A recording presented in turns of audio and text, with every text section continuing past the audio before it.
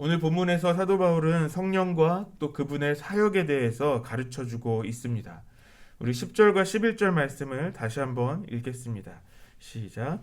오직 하나님이 성령으로 이것을 우리에게 보이셨으니 성령은 곧 하나님의 깊은 것까지도 통달하시느니라. 사람의 일을 사람의 속에 있는 영 외에 누가 알리요? 이와 같이 하나님의 일도 하나님의 영 외에는 아무도 알지 못하느니라.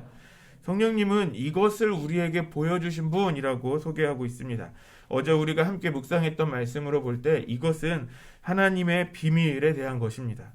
우리가 보았던 하나님의 비밀은 예수 그리스도와 그분의 십자가의 죽으심, 곧 하나님의 구원의 계획과 곧 하나님의 역사에 대한 것이라는 것을 우리가 보았습니다.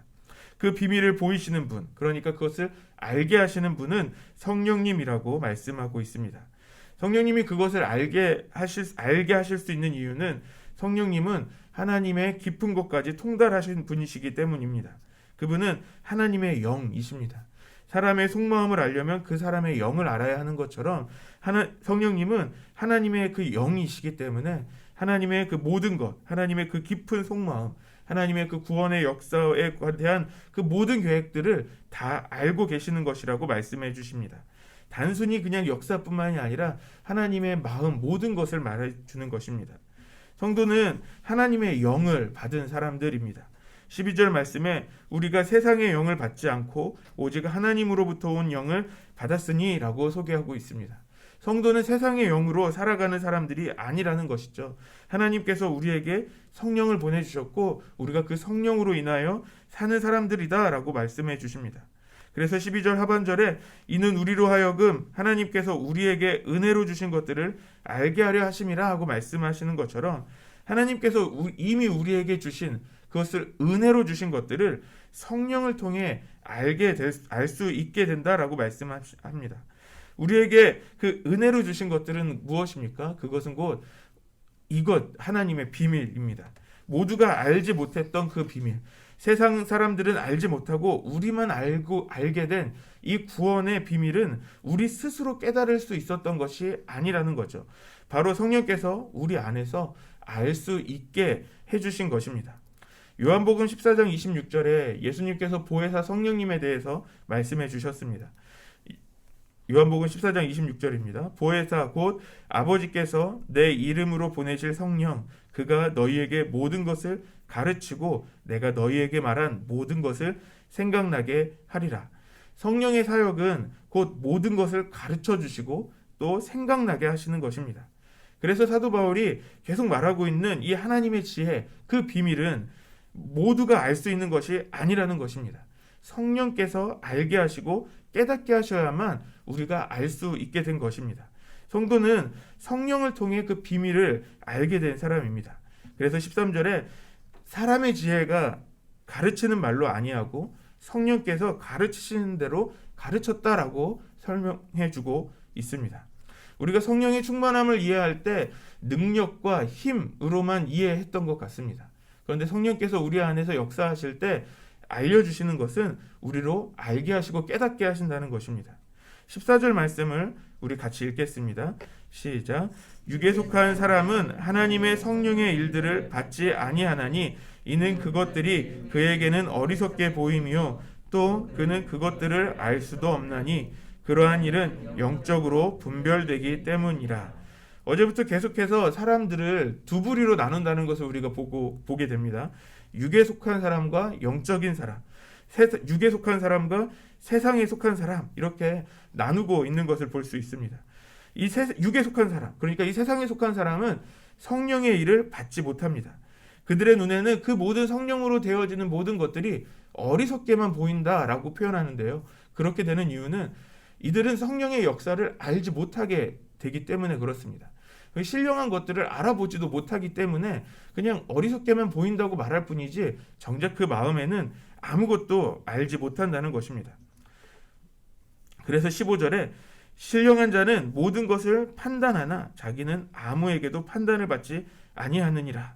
이 신령한 자는 하나님의 영에 속한 사람을 말합니다.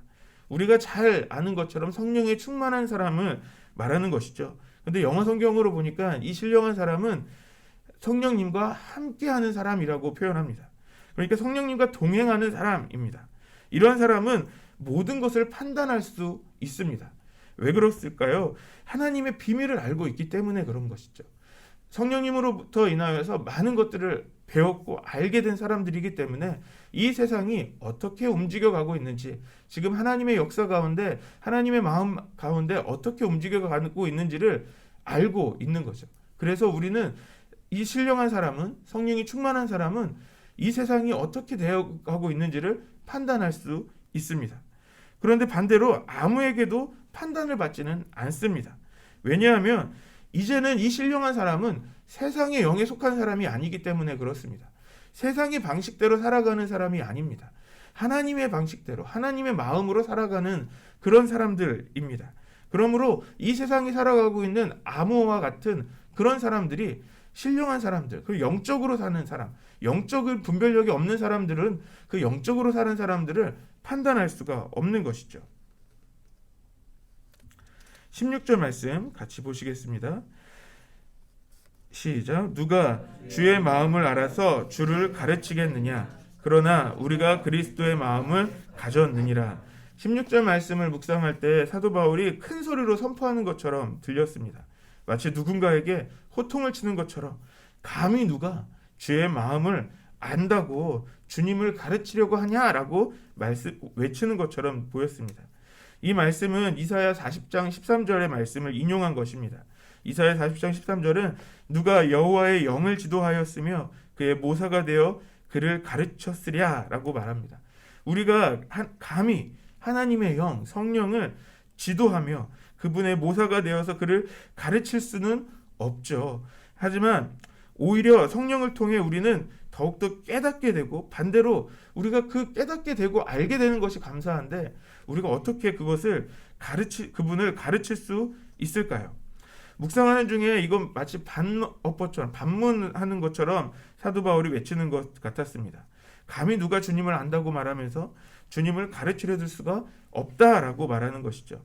교만하지 말라는 말처럼 들리기도 합니다.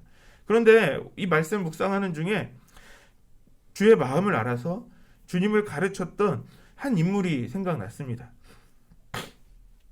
이사야의 말씀처럼 그분의 모사가 되어서 그분을 가르치며 대화했던 한 사람이 생각났습니다. 그 사람은 바로 아브라함입니다. 창세기 18장에 하나님은 소돔성을 멸하러 가시는 길에 아브라함을 만나십니다. 아브라함에게 큰 대접을 받으시고 소돔성으로 가시기 전에 이제 아브라함에게 말씀하십니다. 창세기 18장 17절에 여호와께서 이르시되 내가 하려는 것을 아브라함에게 숨기겠느냐? 하나님은 소돔성을 멸하러 가셔야 하는 것에 대한 그분의 마음을 아브라함에게 숨기실 수 없어서 그 마음을 말씀하시기 시작하셨습니다. 그 하나님의 마음을 알게 된 아브라함은 이제 하나님께 말씀을 드리기 시작합니다.